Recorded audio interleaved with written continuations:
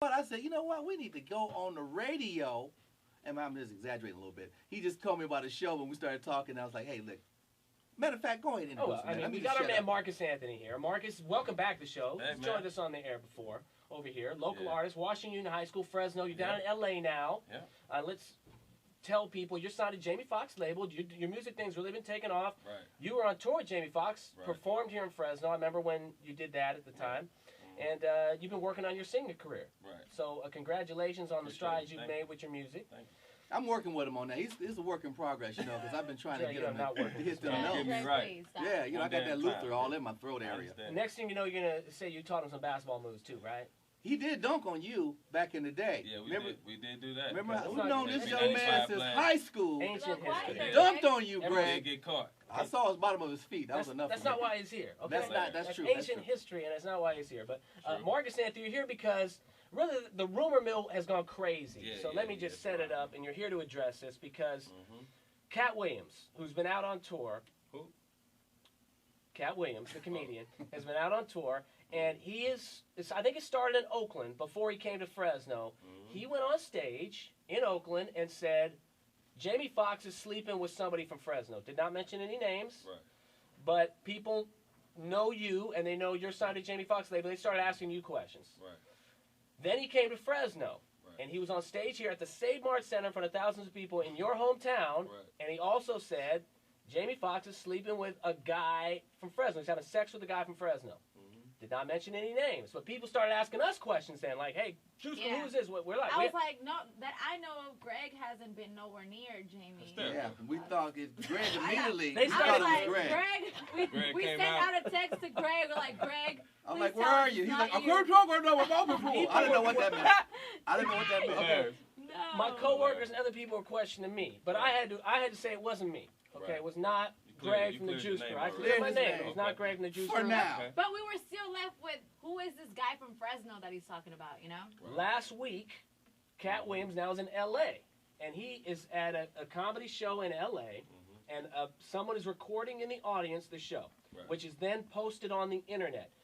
In that clip of his show, Cat Williams says, Jamie Foxx is having sex with Marques Anthony from Fresno, who is signed to his label. Not only did he say that, he said, you're the one that told him. Right. Unbelievable. He even named a specific location where you guys were at a show. It was a backstage. Backstage at a show and made it that intimate. You know what I'm saying? Well, first of all, I am not gay. Let's just say that off the bat. Jamie Foxx is not gay. We have never had any kind of interaction. Jamie Foxx is like a big brother to me, a mentor to me. So, I mean, that's just to clear that up. Now, as far as me seeing Cat Williams, I haven't seen Cat Williams in maybe 6 years in person. 6 years. You met Cat Williams 6 years ago? About 6 years ago when I first moved to L.A. just in crossing. But as far as him saying I came up to him backstage at one of his shows, which I've never been to, number one, is the first lie.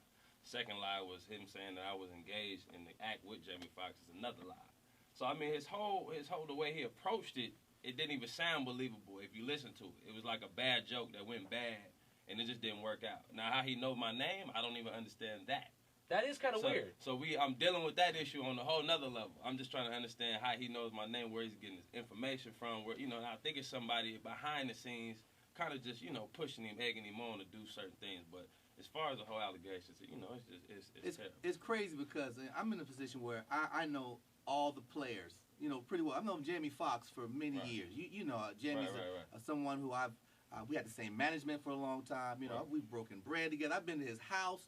Jamie Foxx, for me personally, has always been a guy who loves the ladies. It's no mistake. Yeah. I've never seen this side of what Cat is talking about.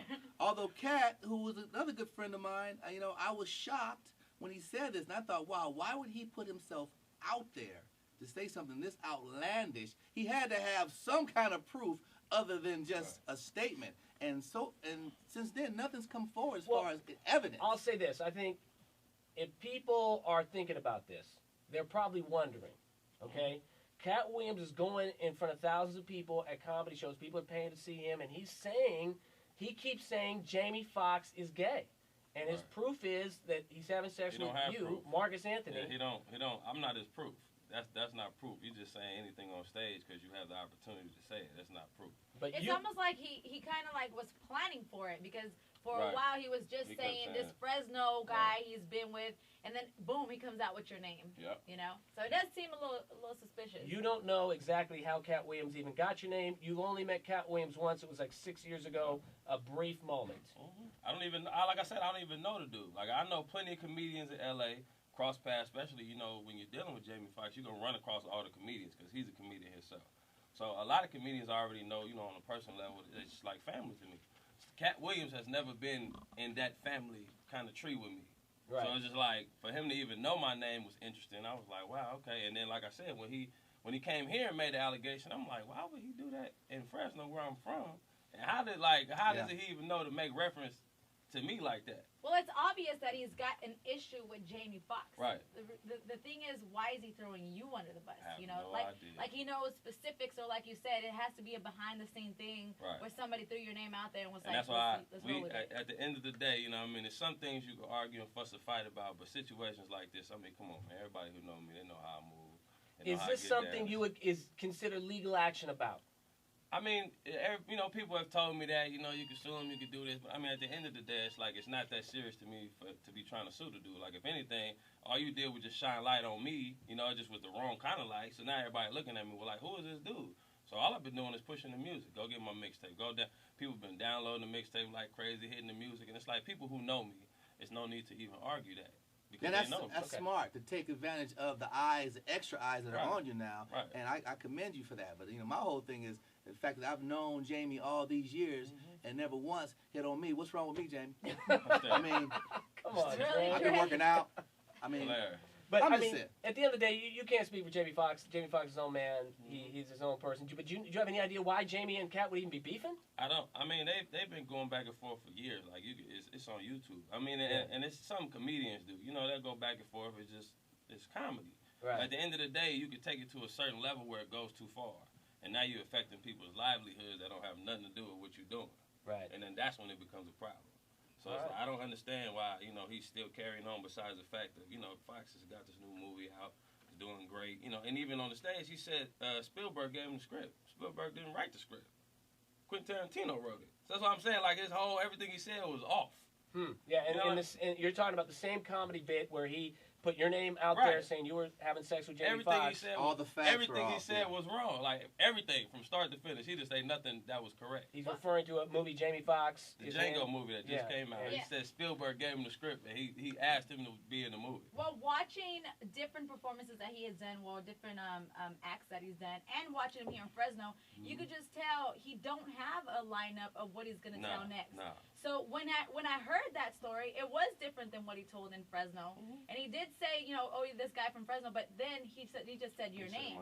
So you can tell he just rolls with, like, every time he does a show, it's something different, but he's still sticking with you. Exactly. You know what I'm saying? How about this? If Cat Williams is listening right now, what would be your message for him? I can't say that because we're on Clear Channel Radio, and this is a very, you know, it's a parental station. But, right. At the end of the day, you know what I mean? I definitely don't, and I don't agree with what he said. And I think he's a coward for even calling me out like that.